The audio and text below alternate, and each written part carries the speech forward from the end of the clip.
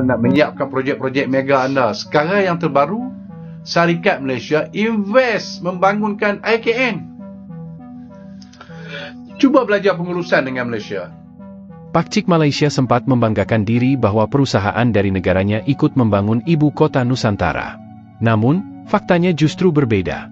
Perusahaan-perusahaan Malaysia melihat peluang yang jauh lebih besar di Indonesia dibanding di negeri sendiri, hingga mereka justru memohon untuk bisa berinvestasi di IKN.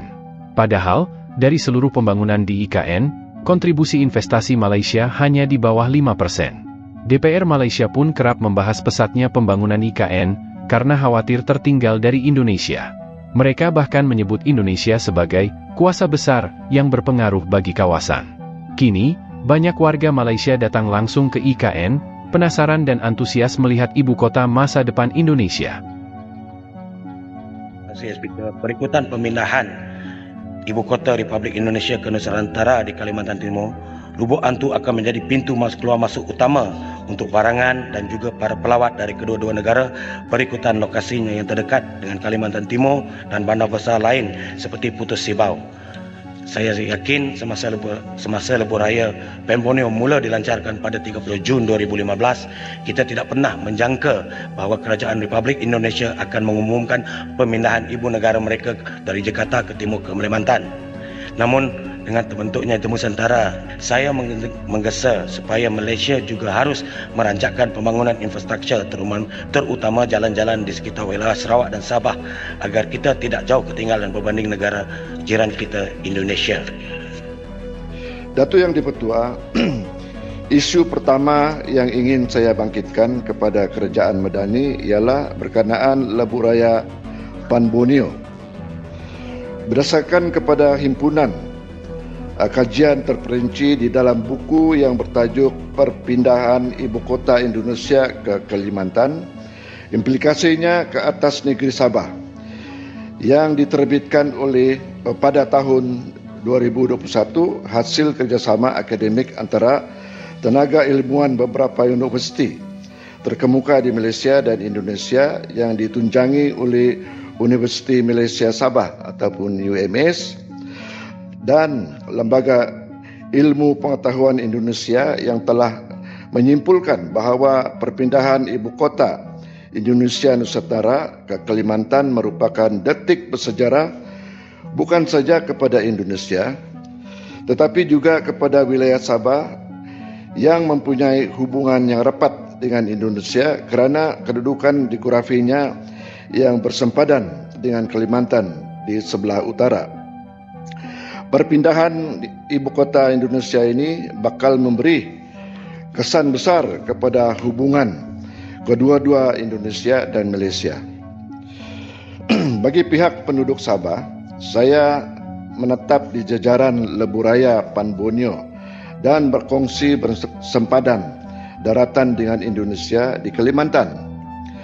Perpindahan ini dinanti-nantikan dan dengan hati yang teruja kerana bukan saja faktor kedudukan geografinya yang sangat hampir dengan Sabah tetapi juga bakal memberi kesan limpahan sosioekonomi yang besar ke atas kawasan-kawasan lain di Kepulauan Borneo.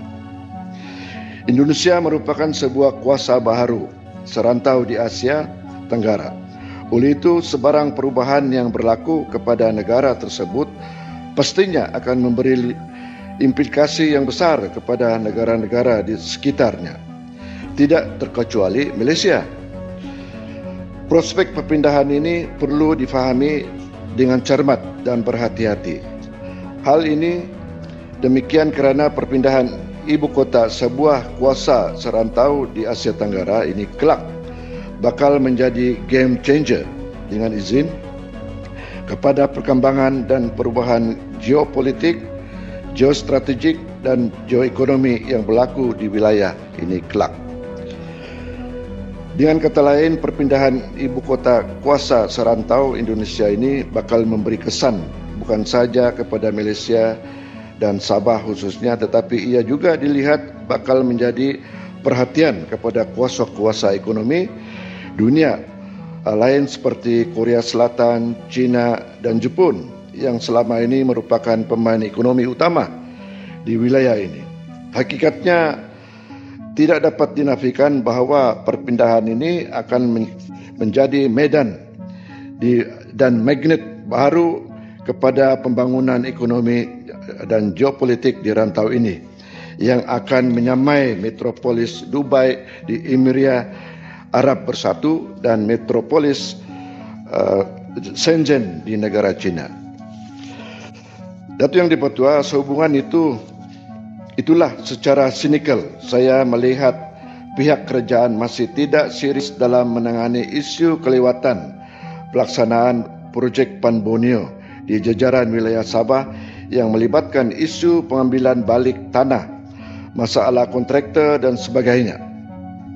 Sehingga hari ini pelaksanaan masih sangat lambat dan menimbulkan kemarahan para pengguna jalan raya di Sabah.